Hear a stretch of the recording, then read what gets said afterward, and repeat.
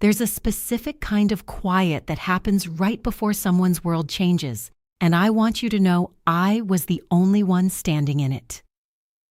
October. Cold enough that my breath showed.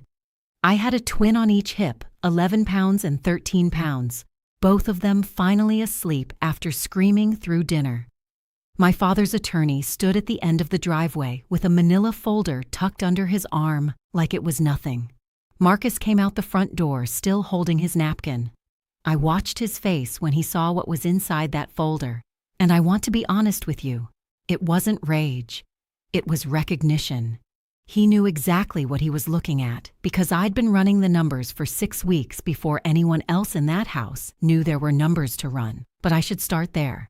6 weeks earlier. Welcome back to Calm Destruction Stories, where the women don't yell, they document, and by the end, the proof does all the talking.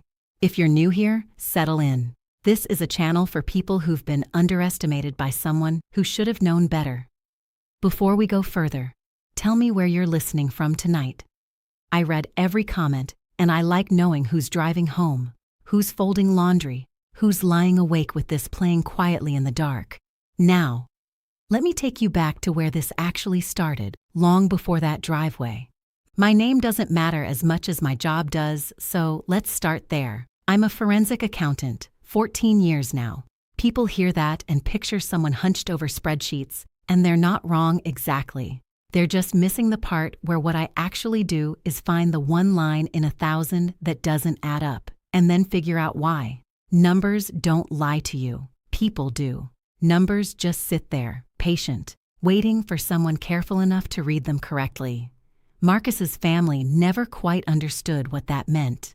To them, I was the pretty one who does something with spreadsheets.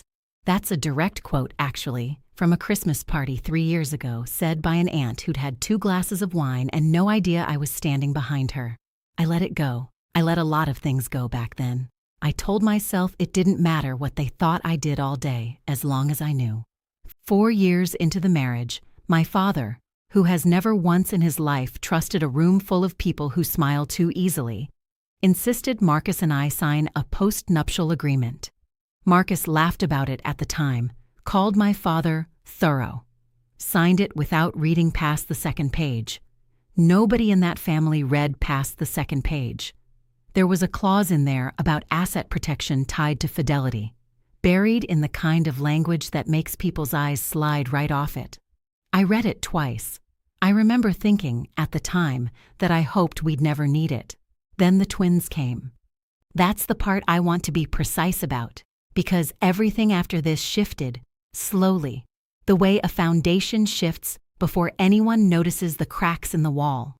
Twin girls, 7 pounds, 6 pounds. I remember the exact time each of them was born, 4 minutes apart, because that's how I remember everything, exactly. What I didn't know yet was that somewhere in those same weeks, another set of numbers was being generated. Numbers I hadn't run yet. Numbers nobody had shown me. I just hadn't started looking. The first thing that didn't reconcile was a Tuesday. Marcus told me he had a client dinner in Charlotte, back by 11. I remember because I was up anyway, nursing one of the girls, watching the clock the way you do when you're exhausted enough that even minutes feel like they need auditing. 11 came and went. He walked in at 1:40, smelling like a shower that wasn't his own, and told me the dinner ran long. I said, okay, I want you to understand that about me. I said, okay, and I meant it at first. I didn't go looking for anything. I'm not the kind of woman who reads her husband's phone, but I am the kind of woman who notices when a number is off by even a little, and a marriage, it turns out, keeps its own kind of books.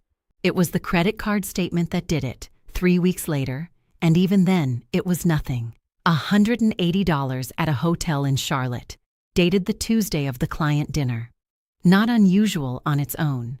Except the client dinner, according to his own calendar invite, had ended at 8.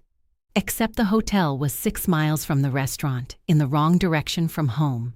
Except I called the hotel 3 days later, using nothing but my own name and the polite, unbothered voice I use when I'm asking a vendor to explain a discrepancy, and asked them to confirm a folio number for my accountant's records.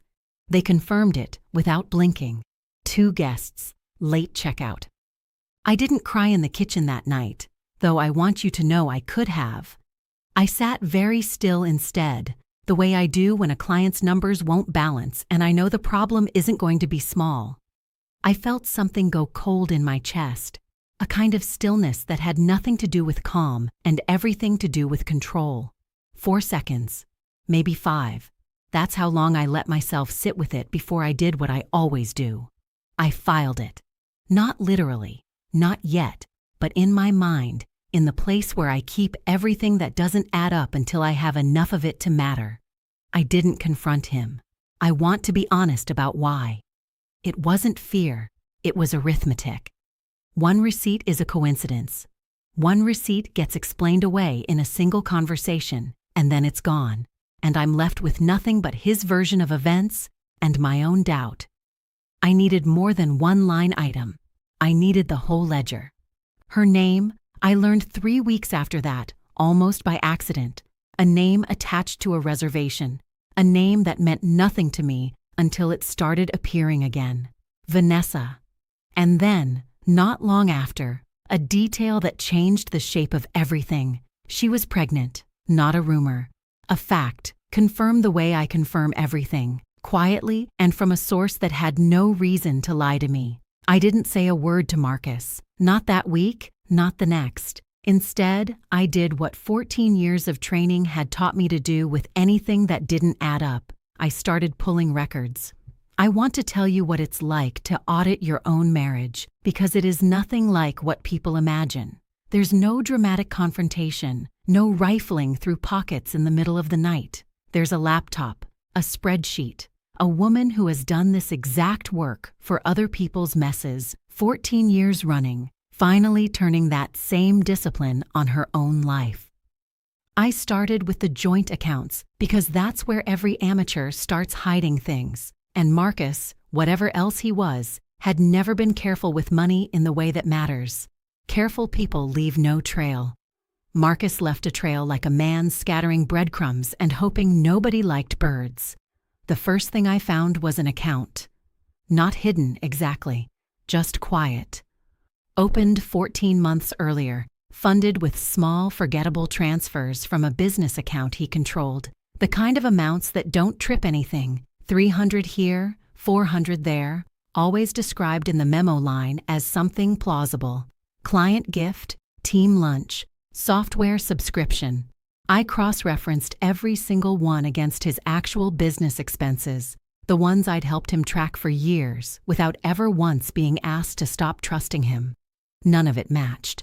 What did match when I laid the dates side by side with what I now knew about Vanessa's pregnancy was worse. A transfer the week she would have had her first ultrasound, disguised as a vendor payment. Another, larger one, timed almost exactly to what I calculated as her second trimester, logged as office renovation for a business that had renovated nothing.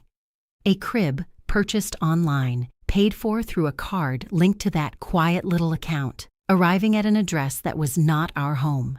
I didn't feel rage while I built this. I felt something closer to the sensation of watching a structure you designed yourself start to show its cracks, a kind of grim, focused clarity. Every entry got its own line. Every line got a source document. That is the discipline of the work. You do not accuse, you document, until the documentation is the accusation, and it can speak for itself in a room full of people who never believed you were capable of building it. There was one entry, buried in a month I'd almost skipped over, that I circled twice in red and then closed the file. I didn't touch it again for weeks. I want to be honest that I'm not going to tell you what it was yet, only that I knew, the moment I saw it, that it would matter more than anything else in that spreadsheet before this was over. My father noticed before Marcus did. That's the thing about people who've known you your whole life.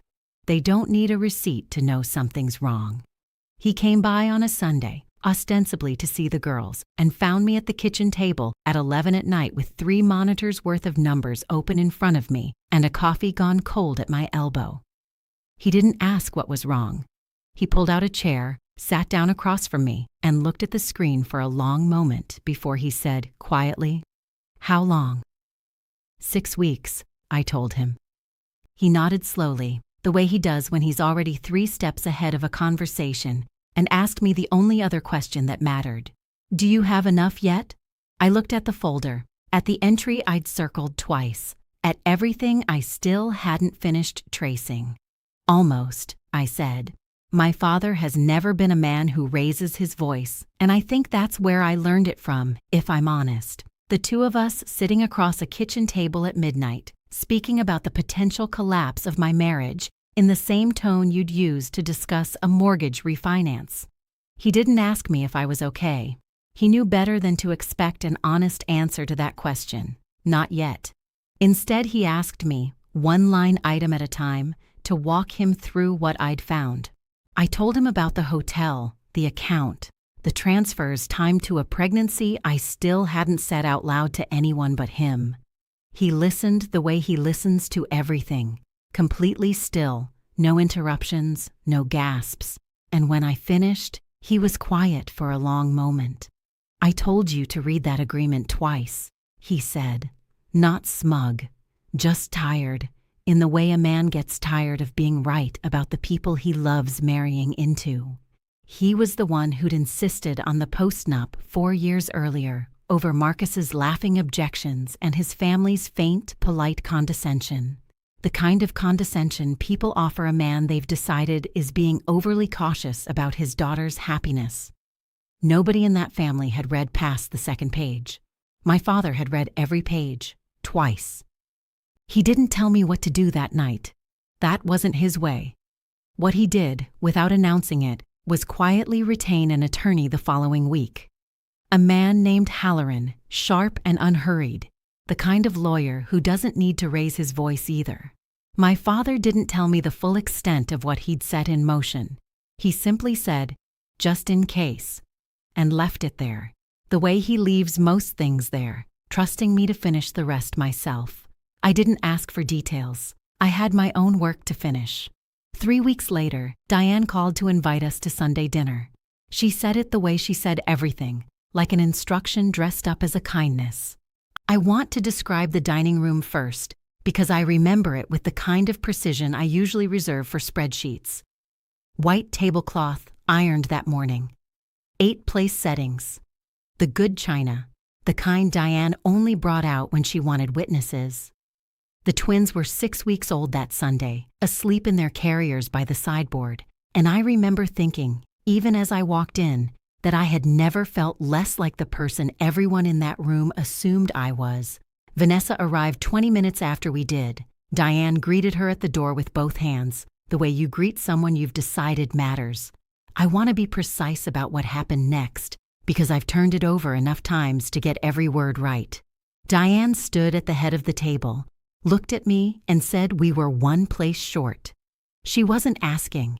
She gestured toward the kitchen and told me to bring out another setting. For Vanessa, who needed to sit, who was, Diane reminded the table, carrying her grandson. I didn't move at first. I said, quietly, that I wasn't going to serve the woman my husband had been paying for a hotel room with. Diane's face didn't change the way I expected it to. She simply repeated herself, slower, the way you'd explain something to a child who wasn't listening. "She's carrying my grandson. Set the table or leave." Nobody at that table said a word in my defense. Not Marcus, who studied his napkin like it might rearrange itself into an apology.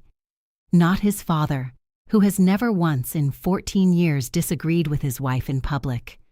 I looked around at all of them. A family I had spent a decade quietly protecting, whose trusts I'd untangled, whose taxes I'd caught errors in, whose assets, frankly, existed in their current healthy state largely because I had insisted on that post-nuptial agreement in the first place. And I understood, with total clarity, that none of that had ever counted for anything in this room. Blood counted. A pregnancy counted. I did not. "Family takes care of family," Diane said, folding her hands like she'd settled something. I didn't raise my voice. "I want you to know that. I felt that same cold stillness I'd felt over the credit card statement months earlier, steady and total, and I let it settle into my hands before I did anything at all. Then I stood up, walked to the sideboard, and lifted both carriers instead of a serving dish. I want to pause here for a second, because I know some of you listening have sat at a table like that one. Maybe not with a bassinet in your arms, maybe with something else you were carrying. If you've ever been told in so many words to make room for the person who wronged you, to smile, to serve, to shrink yourself smaller so someone else's comfort could take up the space, tell me below. I read every one of these every single night. Now, let me tell you what I did with those carriers still in my hands. I carried both girls out of that dining room without a single word, and I want you to understand that the silence wasn't restraint, failing to find its voice. It was the loudest thing I've ever done. Nobody stopped me. I think that's the part Diane misjudged most. She assumed a woman carrying 2 infants out of a house at 7 in the evening had nowhere to actually go, that I'd get as far as the porch and turn around, that the cold and the dark and the sheer logistics of 2 carriers and a diaper bag would do her negotiating for her. She didn't understand that I don't walk into a room without already knowing 3 ways out of it. That's not a personality trait. That's 14 years of professional habit applied finally to my own life. I hadn't called anyone. That's the part that still catches people when I tell this story. I didn't need to.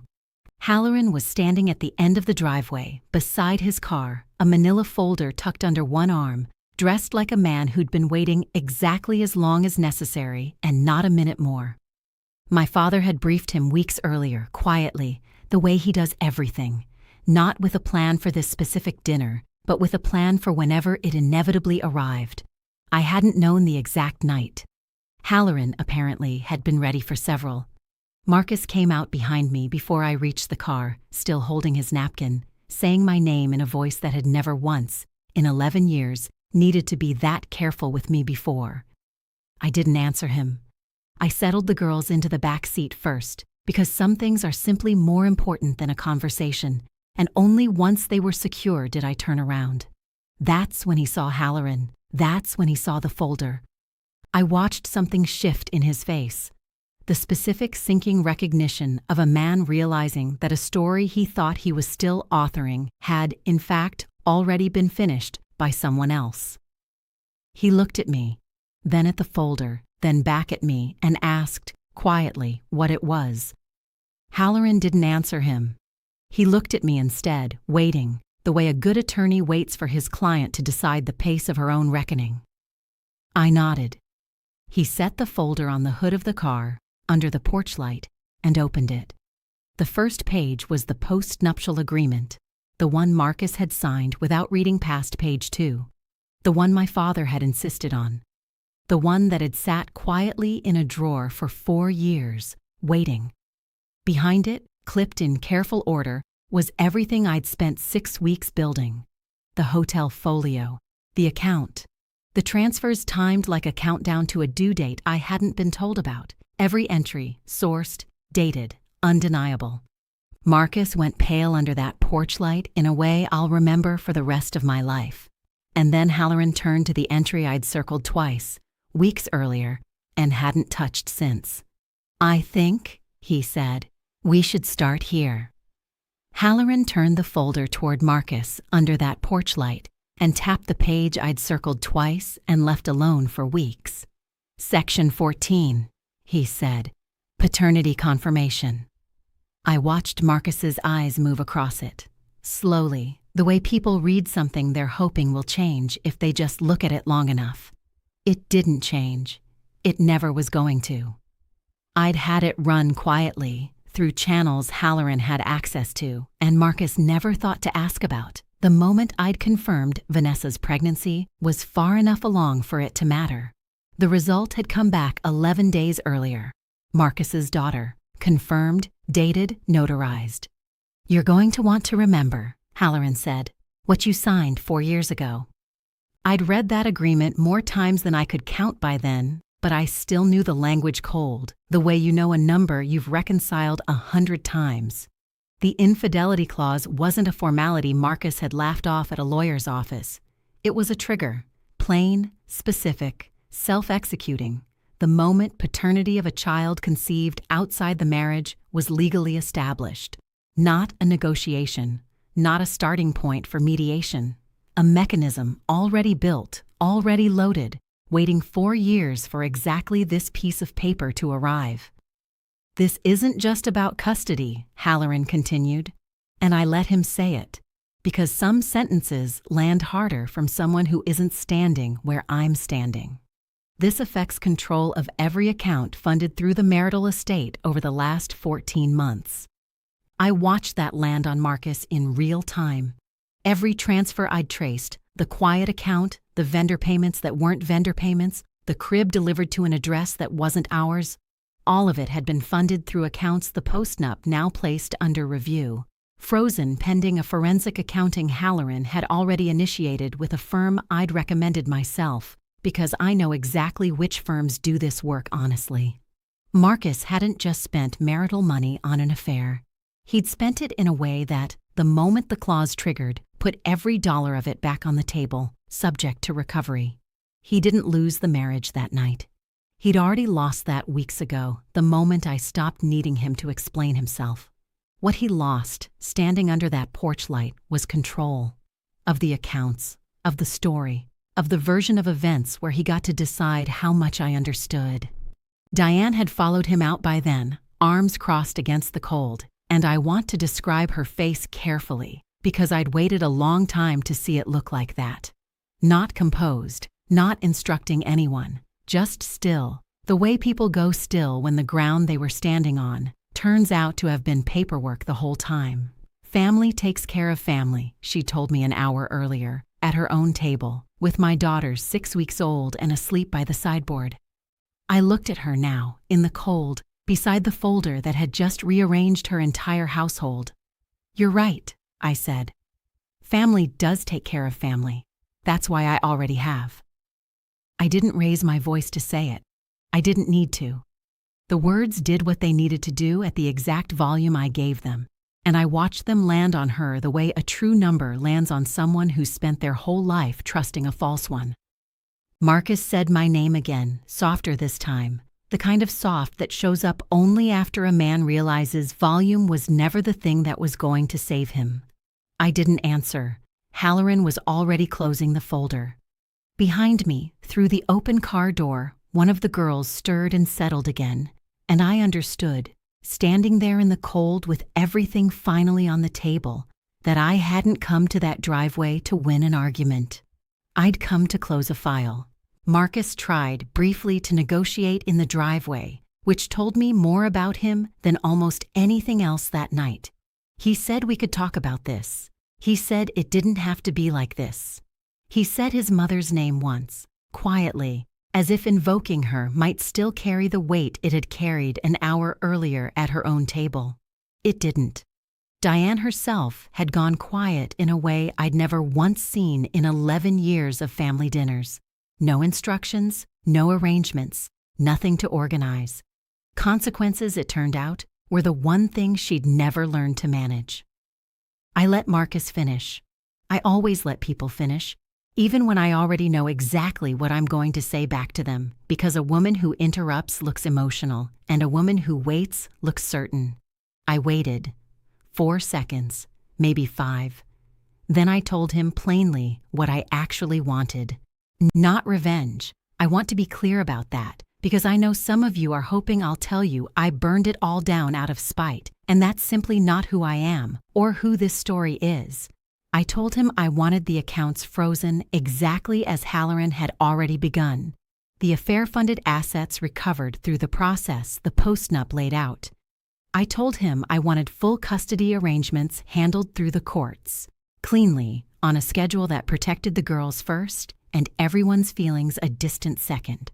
And I told him that his daughter, Vanessa's daughter, would never be a bargaining chip in any of it. That child hadn't asked for any of this either. Marcus nodded, hollowed out, the fight already gone from him the way it goes from people once they understand the numbers were never going to move for them. Diane said nothing at all. I remember that most, the silence of a woman who built her entire identity around dispensing terms to other people, standing in her own driveway with none left to give. I didn't offer forgiveness that night. I offered process, structured, documented, procedural, visitation on a schedule, support calculated fairly and on the record, nothing petty, nothing designed to punish anyone slower than the truth already had. Not because they'd earned mercy. Because I had built my entire career on the belief that clean numbers protect everyone better than messy ones do, and I wasn't going to abandon that principle the one time it mattered most. Halloran walked me back to the car.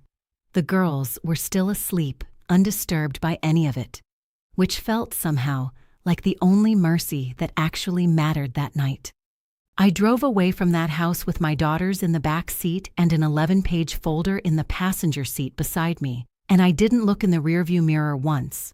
What came after took months to finish, but the ending, in every way that counted, had already been written the moment I opened that folder under the porch light.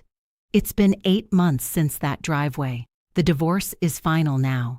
The post-nuptial clause held exactly as written. No negotiation, no softened terms, no last-minute appeal from a family that finally understood what they'd signed. The accounts Marcus funded that affair through were unwound the way I unwind every set of numbers that don't reconcile. Patiently, completely, without a single raised voice. He and Vanessa are left to sort out what's actually left, financially and otherwise, and I find I don't think about that as often as I once assumed I would. The girls are walking now, 10 months old, unsteady, delighted with themselves. My father still comes by on Sundays, though these days there's nothing left on any screen that needs explaining. Diane hasn't called. I didn't expect her to. I think back sometimes to that driveway, the cold, the folder, Marcus's face going pale under the porch light. And I remember what I told you at the very start, that I'd been running the numbers for 6 weeks before anyone in that house knew there were numbers to run. That's still true. It was true then, and it's true now, in the quieter version of my life I've built since. If you've ever had a moment like mine, the moment you stopped serving people who never once served you, I'd like to hear about it. Tell me below. I read every one.